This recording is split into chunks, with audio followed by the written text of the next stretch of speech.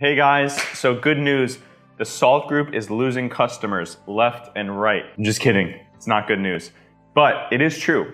This last 30 days, we've lost 3 clients that were pretty good clients. Like one was a referral, 2 were past clients that we've done business with, have a good relationship with. And as any good business owner, I stopped and said, hey, what's going on here? Let's figure out why is this happening? Why are we losing customers?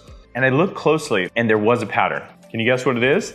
So let me share. All 3 were condo owners. And I don't know if you've been following the condo market right now in Miami, but if you're a condo owner, you absolutely need to be committed if you'd like to sell. Consider me the doctor, and I gave them the prescription and they didn't like the medicine. So let me explain. The condo market right now is a buyer's market and prices are going down month by month. And in order to actually succeed in selling, you gotta kind of price ahead of that curve. Meaning you gotta price lower than the people that are for sale in the building and the people that sold last month. That's how you win in a buyer's market when prices are going down every month. Unfortunately, that's a very hard pill to swallow if you have financial goals and you really want to move. And one of my clients asked, John, can we price it $435,000 and see what happens? And I let them know, hey, you have 2 units in your building that are at $385 in the exact same line in comparable condition. So what would we accomplish by putting your unit at $435 while those 2 that are at $385 are sitting on the market? Realistically, her unit is worth $370, maybe even $350. The market's to determine that.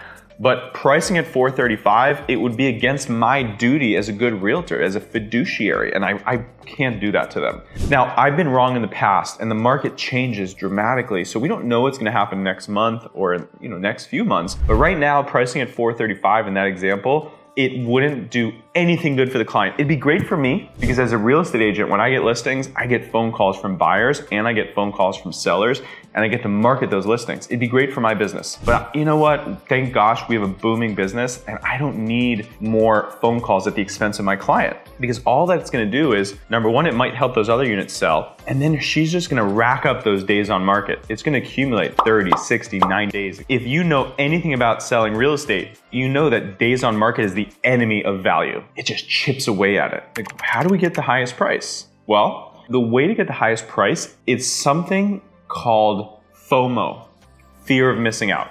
So my job as a top listing agent is to get the buyers and the market energized, excited, and emotional. And I want them to think, oh my gosh, if I don't act now aggressively with my wallet, I'm gonna lose this unit. That's how you get someone to pay top dollar. They have to have a fear that they're gonna lose something. That makes sense? Get a little emotional, not so logical. So if you're on the market 437 days, do you think you're getting a full price offer? No, unfortunately not. You're really not. We find that within the first 10 days is the best time to get an offer, maybe 21 days. But once you get past 30, 60 days, it's just not helping your value. You're gonna end up selling for less.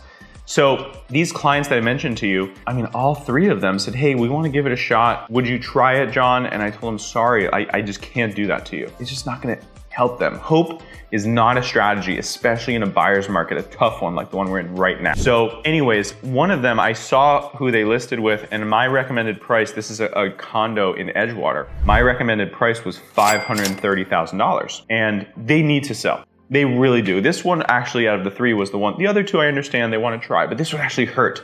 I was like, no, why did you not list with me? I really wanted to help this client because they have a good goal in mind. It's a nice unit. They didn't like the pricing. I know that's the right price. I really do. I know the market well. I know how to analyze all the buildings in an area, compare the different lines. I know where to nail that pricing. You gotta nail it. They told me they listed with someone else and it's been weeks now. And I'm like, I want to see, I want to know like who they list with, I want to see my competition. And finally, like a month after they listed, and this unit was ready to go. It would take us a week to get it on the market. They finally listed, and they listed it for $590. Like he told me he knew it was worth less than $550. He was considering $545. I told him you really got to be at $530. He listed for $590. And I was like, oh my gosh. And the photos were professional, but there's a difference between like professional and like professional. Like the photos weren't that good. And then I looked up the agent. I went to Zillow.com. I looked up their name and it's a young person. They look professional. They have a nice bio. They've sold 1 property in their career. And I was like, oh, So I asked the customer, hey, why did you hire the other realtor? And I just was looking for some constructive feedback. And they said, number one, they came in with a crazy low commission. It's like, oh, okay, well, your value proposition from the person you're hiring to sell your asset that's worth $500,000 is that they're the cheapest person? Is that really the person you want negotiating on your behalf? That they can't even protect their own money. I know what it takes to sell the property. I know what the expenses are associated with running a real estate business, and we charge a fair commission. It's win-win. Our clients make so much more money than we charge them, net bottom line. And the hassle is worth its weight in gold. Number two, they were with the biggest company in the world, Berkshire Hathaway. And I was like, what?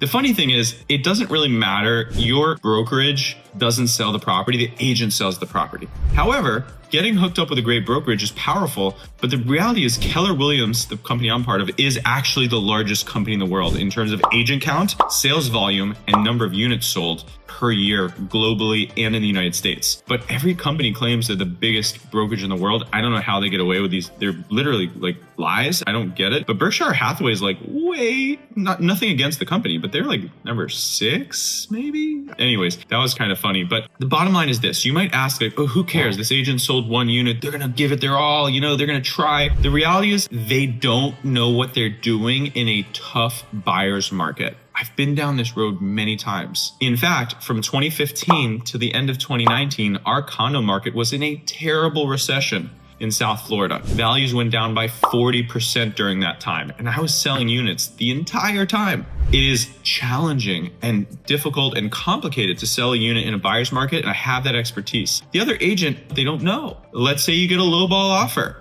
You tell them, hey, go take a hike. Not in a buyer's market. You treat that lowball offer like it's gold, because that might be the one offer that you actually can get up to a good price if you walk them through it and you find out, hey, have you looked at the other units in the building? Maybe the other line is better for you. You can get it for that price. But if you want the corner line, well, my seller, he's a little tough. So we need to kind of be very careful about these financial decisions we're making. It's not a commodity. Not all agents are created equal. The person you hire will directly impact your bottom line. So hire someone with experience. Don't hire your cousin who just got their real estate license. Oh my God, please don't do that. Give us a call if you need anything.